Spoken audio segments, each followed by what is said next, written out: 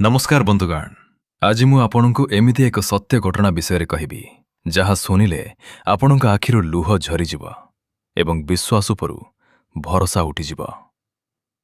एहा होउछि बिहारर किशनगंज रे घटितिबा एहसानक कहानी। जने स्वामी जी निज परिवार खुशी पाई 18 मास धरी साउदी अरब रे रक्त को पानी करी खटिथिले, किंतु घर को फेरिबा परे तांकु मिलिला केवल मृत्यु एवं विश्वासघातकता। किए थिले सही मृत्युर सौदागर? आसंतु जानिबा संपूर्ण घटना। एहसान जने साधारण श्रमिक नथिले, सेथिरे निज परिवारर मेरुदंड। साउदी अरबर 50 डिग्री खरारे काम करिबा सहज नथिला। सेठारे से केमिति रहुथिले, केमिति टंका संचय करी प्रति मासरे समरीनक पाखकु पठाउथिले, सेही विषयरे वर्णिले, सेही विषयरे वर्णना करंतु। तांकर गोटिए स्वप्न थिला, फेरिबा परे निज पिलामानंकु भल स्कूल रे पढ़ामानंकु भल स्कूल रे पढ़ाइबे एवं एक सुंदर घर करिबे।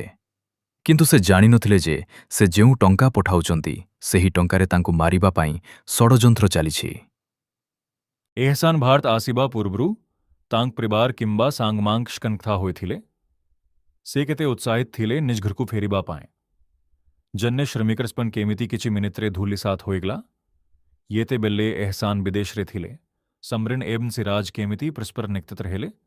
सेमाने भाविथिले एहसान केबे फेरिबे नाही किंबा फेरिलेमधी सेमाने एही गुप्त संपर्क को लुकाए देबे। किंतु येते बेले समरिन गर्भवती हेले। सेमांग पाखरे आओ कौनसी बात न थिला। एथारे आपन सेमांकर digital footprints, call logs, WhatsApp chats बिसिर खिपारिबे या हाकु पुलिस प्रे प्रमाण भाबे विभारकला। 1 मार्च 2004 राति प्राय 8टा एहसान निज स्त्री समरीन को भेटिबा पाई तांको ससुर घर को बाहरी थिले। मनरे अनेक खुशी थिला, कारण से बहुत दिन परे निज परिवार सह समय काटिबाकु जाउथिले। किंतु से जानि नथिले जे रास्तारे मृत्यु तांको अपेक्षा करिछि। रास्तारे 3 जन अजना व्यक्ति मोटरसाइकेल रे आसी तांको अटकाइले। किछि बुझिबा पूर्वरु तांको उपरे धारुआ अस्त्र रे आक्रमण करागला। परदिन सकाले एहसानंक रक्त जुरुबुडु मृतदेह रास्ता कड़र मिलिला। प्रथमे पुलिस को लागिला एहा एक साधारण दुर्घटना, किंतु जेतेबेले पोस्टमार्टम रिपोर्ट आसिला समस्ते चकित होई गले। रिपोर्ट कहूतला एहा दुर्घटना नुहे, एहा एक निर्मम हत्या। समरीन जेतेबेले निज बाप घरे रहुथिले, सेठारे सिराजक सह तांकर मिलामिशा कौन काहारी नजर को आसी नथिला? एही प्रश्नटी भिडियो रे उठांतु। समरीन को परिवार लोकों को पुलिस पचराउचरा करिथिला कि नाही एवं सेमानकर प्रतिक्रिया कौन थिला, ताहा एक बड़ सस्पेंस। जेतेबेले एहसान विदेश रे थिले, समरीन एवं सिराज केमिति परस्परर निकटतर हेले। सेमाने भाबिथिले एहसान केबे फेरिबे नाही, किंबा फेरिले मध्य सेमाने एही गुप्त संपर्क को लुचाई देबे। किंतु जेतेबेले समरीन गर्भवती हेले, सेमानक पाखरे आउ कोनसी बाट नथिला। एठारे आपन सेमानकर डिजिटल फुटप्रिंट्स विषय कॉल लॉग्स, व्हाट्सएप चैट्स विषय कहि परिबे, जहाकु पुलिस परे प्रमाण भावे व्यवहार कला। 1 मार्च 2026 राति प्राय 8टा एहसान निज स्त्री समरीन को भेटिबा पाई तांको ससुर घर को बाहरी थिले। मनरे अनेक खुशी थिला, कारण से बहुत दिन परे निज परिवार सह समय काटिबाकु जाउथिले। किंतु से जानि नथिले जे रास्तारे मृत्यु तांको अपेक्षा करिछि। रास्तारे 3 जन अजना व्यक्ति मोटरसाइकेल रे आसी तांको अटकाइले।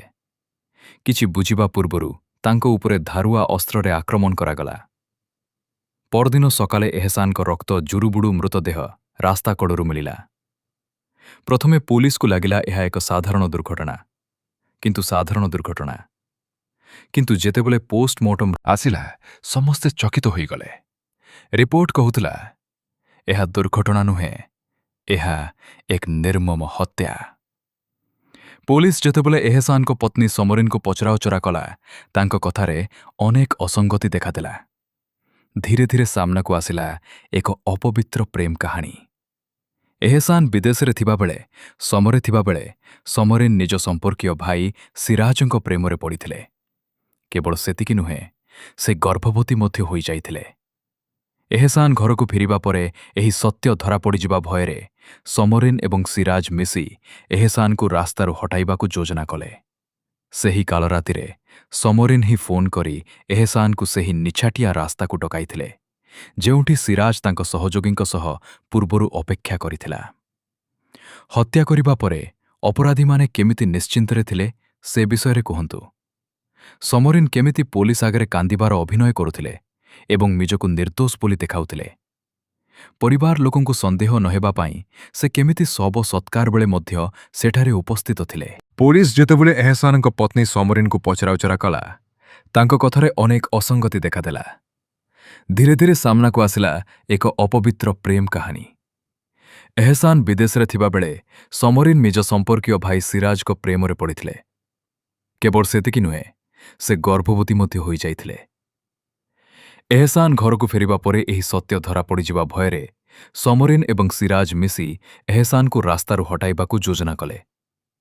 ସେହି କାଉରାତିରେ ସମରିନ୍ ହିଁ ଫୋନ୍ କରି ଏହସାନକୁ ସେହି ନିଛାଟିଆ ରାସ୍ତାକୁ ଡକାଇଥିଲେ, ଯେଉଁଠି ସିରାଜ ତାଙ୍କ ସହଯୋଗୀଙ୍କ ସହ ପୂର୍ବରୁ ଅପେକ୍ଷା କରିଥିଲା।